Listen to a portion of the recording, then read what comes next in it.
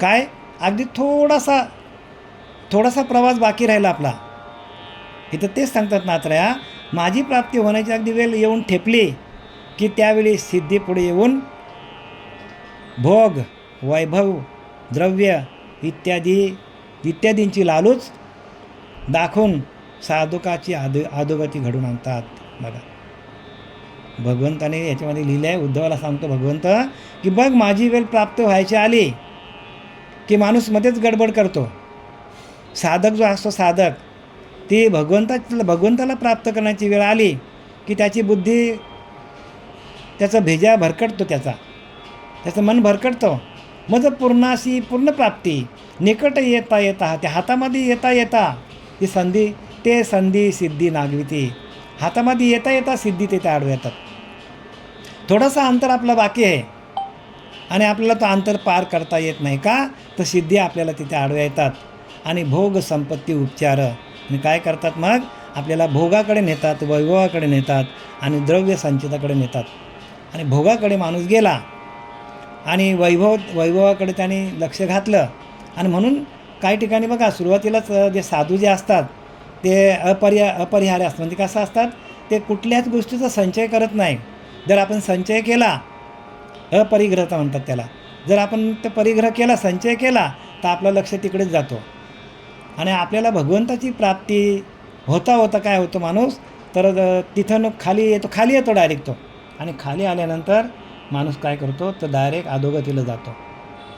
मदपूर्णाची पूर्ण प्राप्ती निकट येत हाती, एकदम जवळ आली, हाताशी आली, ते संधी सिद्धी नागविती. तिथंच मग आपल्याला काय करतात, तिथं आपल्याला आडव्या येतात, आपल्याला तिथे सिद्धी आडव्या येतात. भोग, संपत्ती, उपचारे आणि काय करतात, भोग आणि वैभव आणि द्रव्य इत्यादींमध्ये आपल्याला लालच दाखवून साधकाला अधोगतीला जावं लागतो.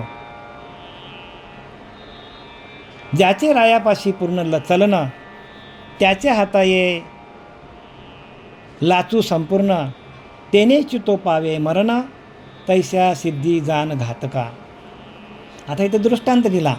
ज्याचे रायापाशी पूर्ण चलन, एखादा राजा असतो, एखादा राज्याचा राजा असतो आणि त्याचा एक निकटचा माणूस असतो आणि तो त्याच्याजवळच असतो आणि त्या राजाच्या जवळ असल्यामुळे, राजाच्या सान्निध्यात असल्यामुळे त्या माणसाला खूप किंमत येतो. सगळी कामं लोक, राजाचा निकटचा संबंध असल्यामुळे सगळी माणसं त्या माणसाकडेच जातात. आज माझं काम करून दे, माझं काम करून दे, माझं काम करून दे. आपल्या आता बघा, आता द्वैतात पण असंच चाललेलं आहे राजकारणामध्ये.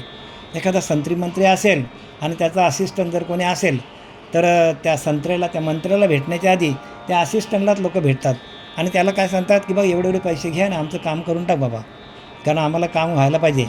5चे 50 घे पण आमचं काम कर, कारण साहेब तुमच्या जवळचे आहेत. बघा, आता द्वैतात हेच चाललेलं आहे सगळीकडं. आता राजकारण, आता इलेक्शन आलेच जवळ, सगळीकडे हेच चाललं आहे. ज्या संत्र्याच्या मंत्र्याच्या हाताखाली आहे किंवा निकट आहे, ज्या कोणी आमदार आहेत, कोणी खासदार आहेत, तर कोणी मंत्री आहेत, त्यांच्या हाताखाली जी माणसं आहेत, ते सांगतात आमची ही कामं करून द्या.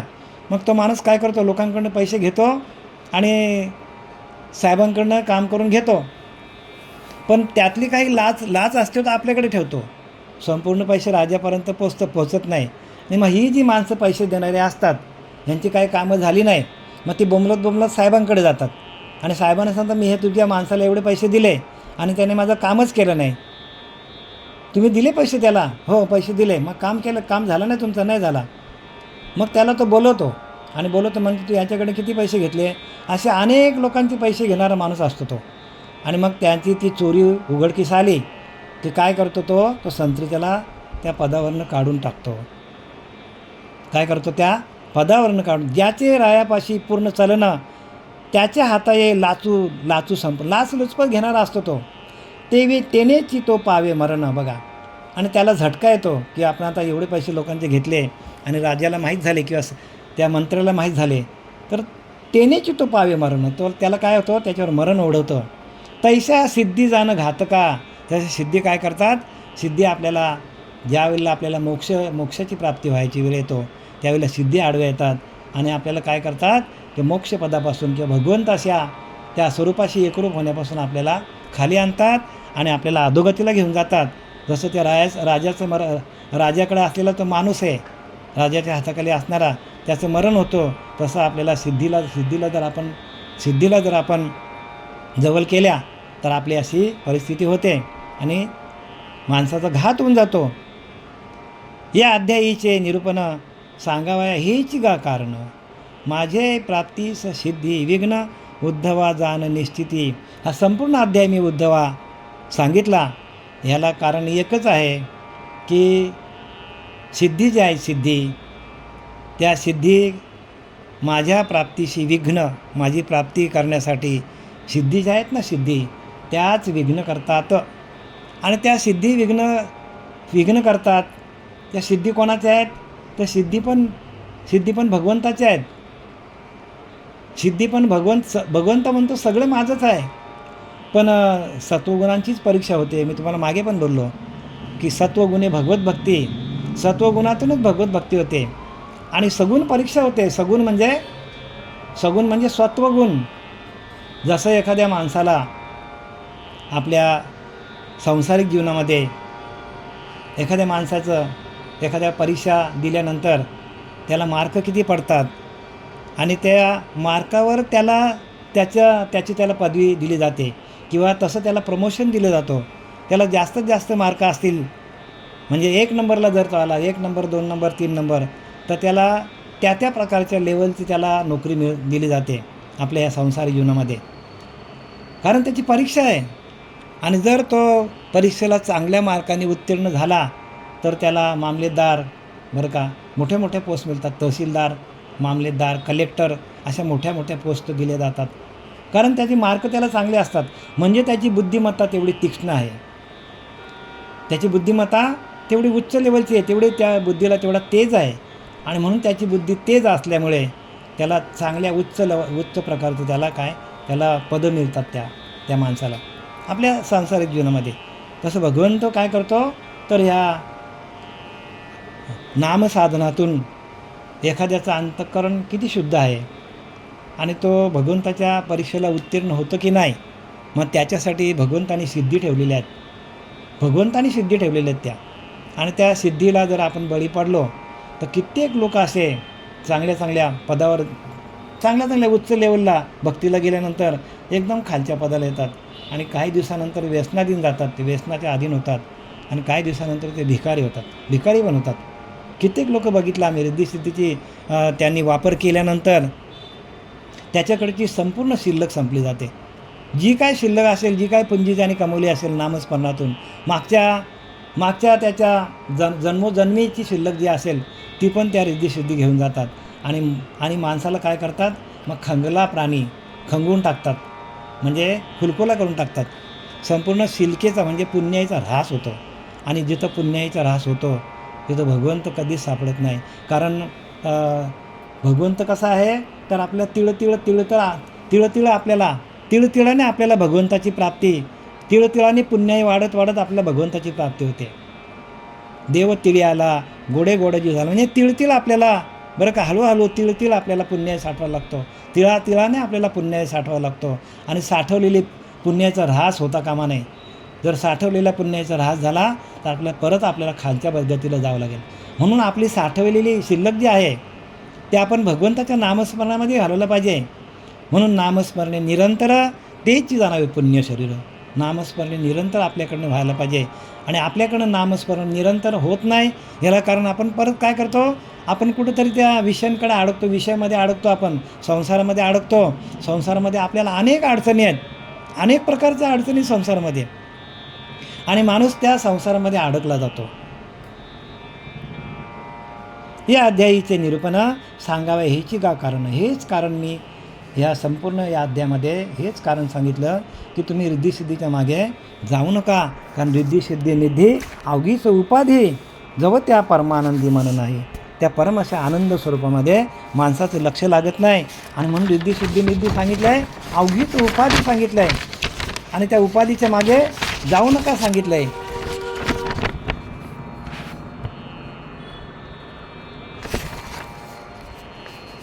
एकाग्र भजन माझे प्राणी एकाग्र घर भजन माझे प्राप्ती होता ते संधीसी सिद्धी येती त्या भुलोनी या भोगासक्ती निस्थिती नागवेती साधका. काय सांगितलं आहे? ज्यावेळेला एकाग्र अंतकरण होईल माणसाचं, एकाग्र भजने माझी प्राप्ती, एकाग्र झालं आपलं अंतकरण आणि एकाग्र अंतकरणातून जर भजन जर झालं तर माझी प्राप्ती होते आणि होता ते संधीची सिद्धी येते. आणि असं जेव्हा माणसाची अवस्था होते अंतकरणाची आणि त्याच वेळेला काय करतात, सिद्धी आपल्याला घाला घालतात. त्या भुलवून या भोगासक्ती निश्चिती नागविती साधका. आणि त्या भुलवतात आपल्याला आणि भोगासक्ती माणसाची आसक्ती वाढते भोगामध्ये. आता बरेचसे बघा आपल्या इंडियामध्ये कित्येक साधू असे जाऊन आता जेलमध्ये बसल्यात. जेलच्या सलाख्याच्या आतमध्ये जाऊन बसले का, तर ते पण असेच भोगाला काय झाले ते, तर भोगासक्त झाले ते. म्हणजे सिद्धी त्यांना आडव्या आल्या, पूर्णत्वाला पोचले होते, भगवंताशी एकरूप झाले होते, भगवंताची प्राप्ती पण त्यांना झाली होती जवळ, पण त्या रिद्धिसिद्धी आडव्या आल्या आणि त्यांना ते सलाख्याच्या मागे गेले, म्हणजे जेलमध्ये गेली काही लोक.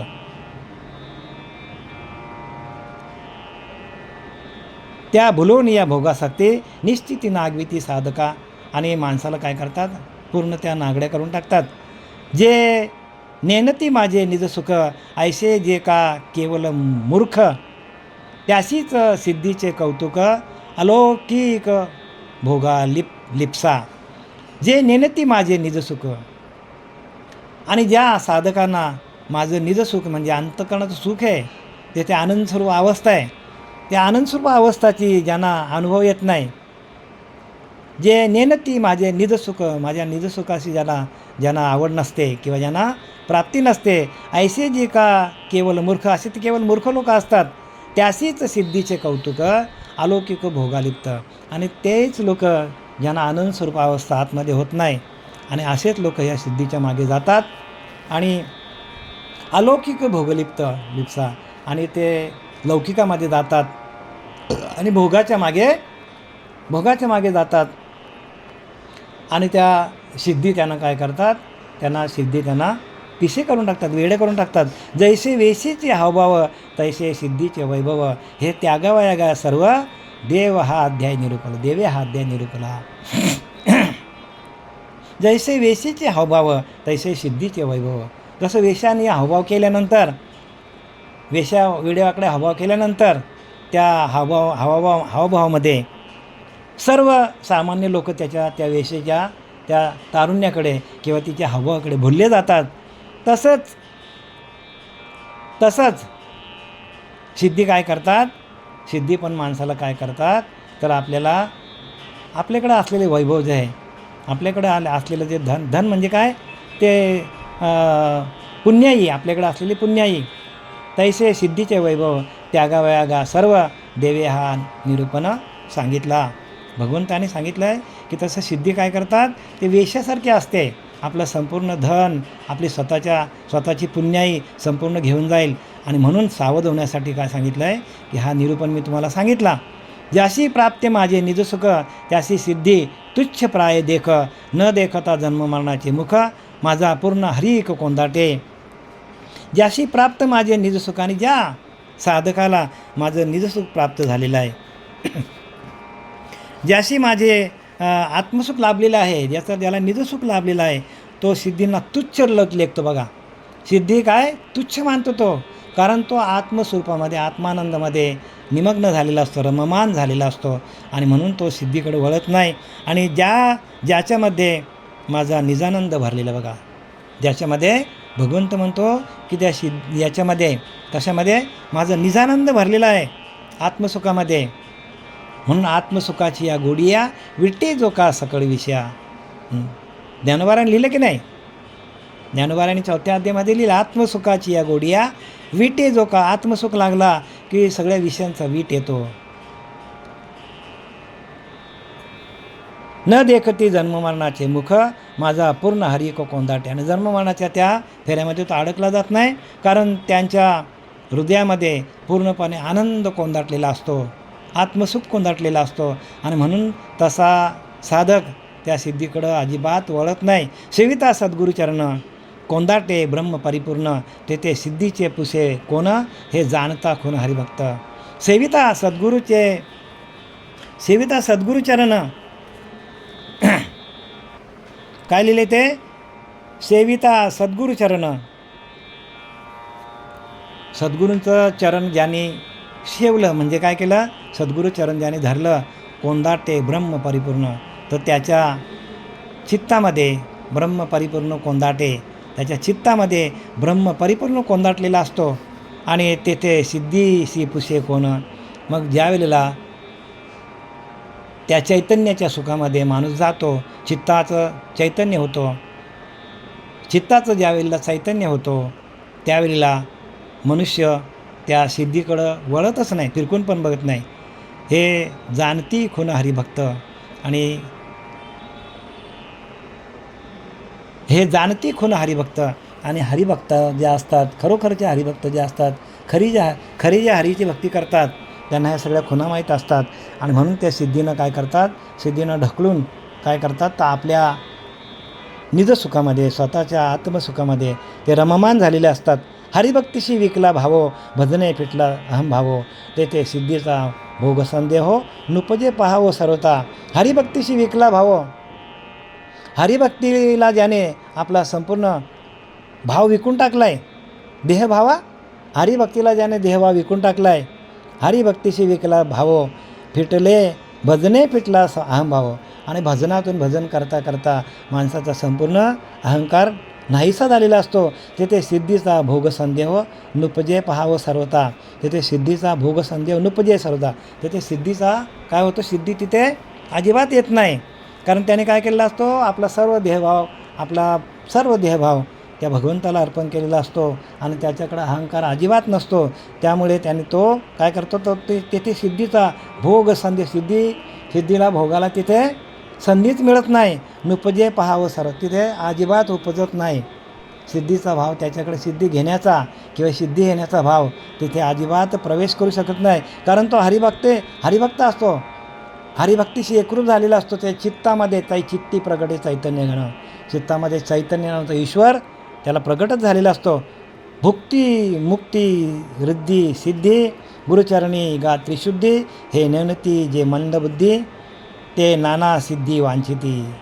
भुक्ती मुक्ती रिद्धी सिद्धी, गुरुचरणी गा त्रिशुद्धी. भुक्ती आहे, मुक्ती आहे, रिद्धी आणि सिद्धी आहे काय, तर गुरुचरणी गा त्रिशुद्धी.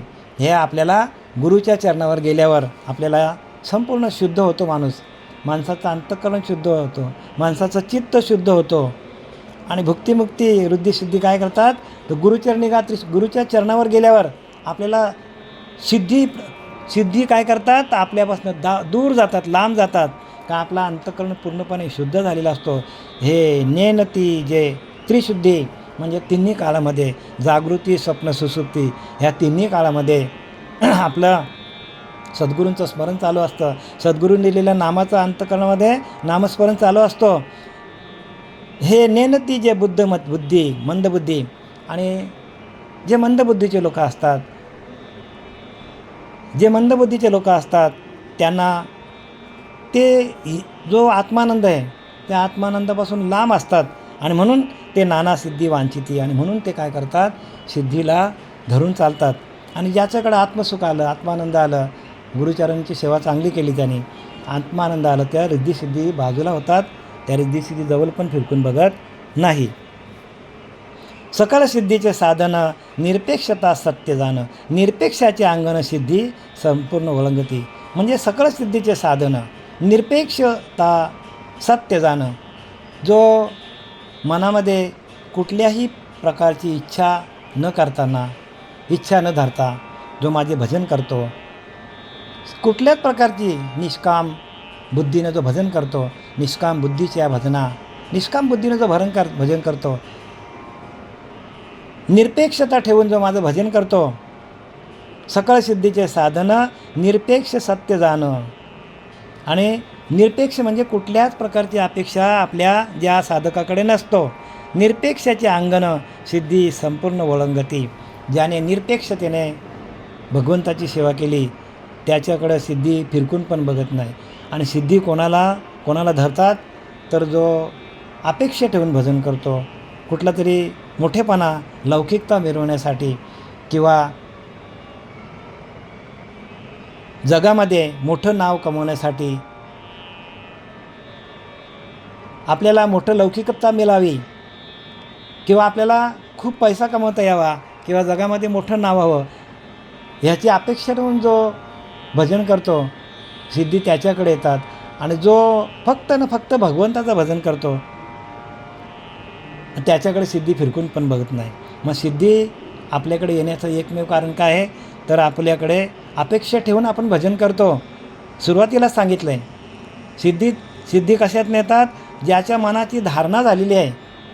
मनाची धारणा काय आहे की आपल्याला जगामध्ये हे मिळावं, मान मिळावं, पैसा वैभव सगळं मिळावं, त्यांच्याच अंगाशी ती सिद्धी येतात. आणि ज्याने भगवंताला प्राप्त करून भगवंत स्वरूपाशी एकरूप व्हायचा प्रयत्न केला त्याच्याकडे सिद्धी अजिबात फिरकूनही बघत नाही. सिद्धीची अपेक्षा जाणे चित्ती सिद्धी त्याच्याकडे न थुंकती. निरपेक्षाचे पायीशी माती सिद्धी वंदिती सर्वता. बघा इथे त्यांनी लिहिलं आहे सिद्धीची अपेक्षा ज्याच्या चित्तामध्ये सिद्धीची अपेक्षा आहे सिद्धी त्याकडे न थुंकती. सिद्धीची अपेक्षा ज्याच्या मनात सिद्धीची इच्छा असते त्याला त्या मिळत नाहीत. पण सिद्धीकडे दुर्लक्ष करणाऱ्यांकडे मात्र त्या दास्य भावने येतात. इथं उलटं सांगितलं त्याने. खरं तर बरोबरच आहे, कारण ज्याच्या मनामध्ये सिद्धीची इच्छा होत नाही, सिद्धीला घ्यावा असं ज्याच्या मनाला वाटत नाही, पण सिद्धी त्याला आडव्या येतात कारण त्याला पुढं जाऊन देत नाही. भगवंतानी सांगितलं की हेच मीच जाळ टाकलेलं आहे, कारण तिथे सत्व परीक्षा आहे आणि भगवंत सत्वगुणांचीच परीक्षा घेतो. आणि इथं तेच लिहिलं आहे की ज्याच्या मनात सिद्धीची इच्छा असते त्याला त्या मिळत नाही आणि जो त्या सिद्धीकडे दुर्लक्ष करतो आणि भगवंताला प्राप्त करण्यासाठी जातो त्याच्याकडे त्या मुद्दामूनच येतात. का तर त्या मुक्तीपर्यंत त्याला पोचवून देत नाही.